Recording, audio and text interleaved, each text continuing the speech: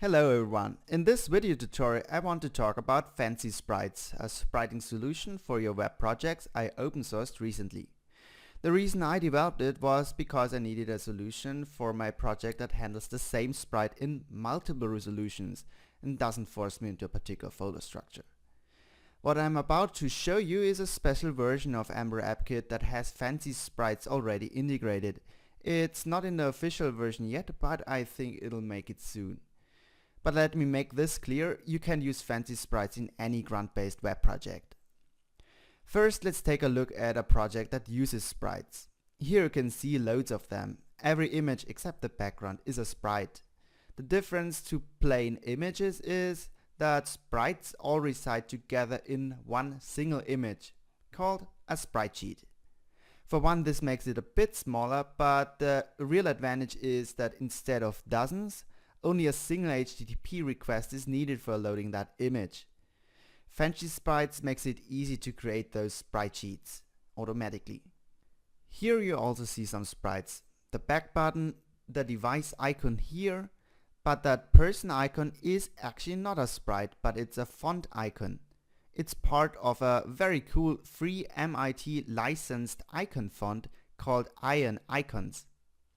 Web fonts are also a nice way for solving the same problem. Complex coloring isn't possible with web fonts though. However, you can use a text shader like I am doing, and you could even use gradients.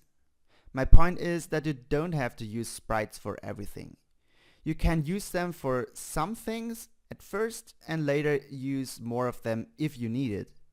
A spriting solution is super lightweight. You could even use it for just one image. Let me go back. Did you see this animation? It's built using multiple sprites that are then animated with CSS transitions. Having a myriad of images isn't a problem with sprites, so you can take advantage of it. Let me explain how it's done. First thing you need are some images for the sprites. I create my sprites with Adobe Illustrator. Every artboard has a name assigned to it, like this checkmark here called check 200. I then use a special export script for exporting the artboards as PNG files. Right there is the checkmark. It was exported in two versions, check 200, the standard resolution version, and check 200 at 2x, the high resolution version. In my project, these images are then stored in the Sprites folder under App. Fancy Sprites is currently set up in such a way so that it generates the sprite sheets and stores them under temp result assets sprites. And it also creates the sass, which is then used by a special sprite sass mixin. Here is how the generated sass looks like. Every sprite variable is prefixed with sprite dash. Here is the variable for check 200. What follows is the necessary information for using the sprite sheets. It's a list with lists. One sublist for each sprite sheet the same sprite appears in. As you can see, it appears in the 1x and the 2x sprite sheet. The following stuff are just the position, that is the x and y coordinates the sprite is situated at in the big sprite sheet, its width and height, and the overall dimensions of the sprite sheet. Additionally, the sprites variable is defined at the bottom. It's a list with name variable pairs for the sprites. This can be used, for example, to programmatically create a CSS class for every sprite. I'll show you how that is done in a second. Now we looked at what was generated. Before we go on and use it, I'd like to explain the configuration of the grunt task. Here is how it looks like.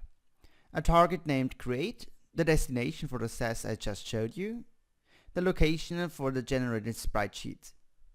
And here we've got two sprite sheets called 1x and 2x respectively. The first one gets all the images in app/sprites, but not the @2x images.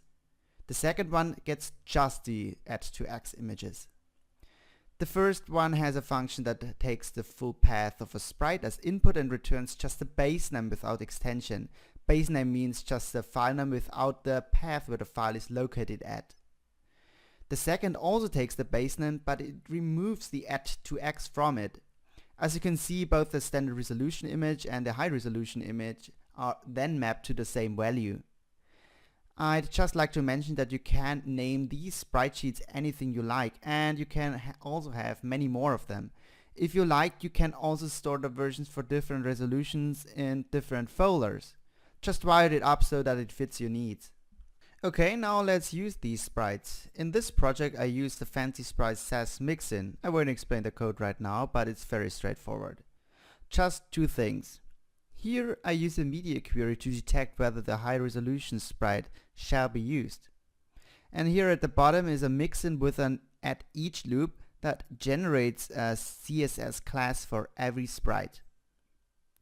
Then in my project I import this SAS mixin, the generated SAS file, and I call the just mentioned mixin that generates the CSS classes.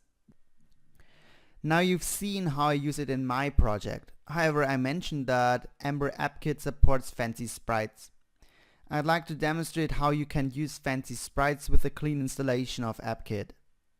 After you download it, everything is basically already wired up.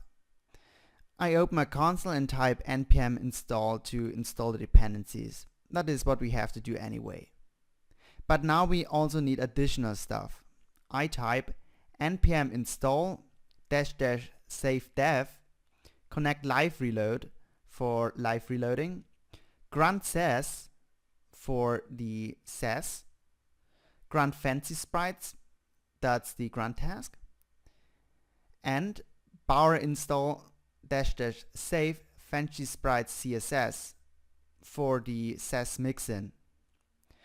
After that I can run grunt server to start a development server. I've already created an app/sprites folder with 3 images. First ping, first add to X ping, and second ping. Now I go into the styles directory and rename the app CSS to app SAS. In there I paste the code I just discussed. Nothing shows up yet because we still have to use our sprites. To do that I go into the index HBS and create a div with the class sprite first. And boom, it shows up. At the end I'd like to thank the authors of Spritesmith for creating the spriting library that Fancy Sprites uses internally. Also, I'd like to emphasize once more that although I use Ember App Kit in this tutorial, any grunt-based workflow will do. But Fancy Sprites is a grunt task because Ember App Kit currently uses grunt. This will probably change in the future because grunt can get a bit slow when used in big projects. Fancy Sprites will be available for Ember App Kit even if it makes the switch to something else. So no worries there if you're committed to Ember App Kit. And finally, currently I offer SAS mixin and only SAS support. I really like to add support for LAS and stylus too. If any of you can provide a mixin with similar functionality written in those languages, I'd like to add support for it. Just tell me how the output format has to look like and I'll add it. Okay, that was me, Joseph, with a spriting tutorial. I hope you all enjoyed it. Have a nice day.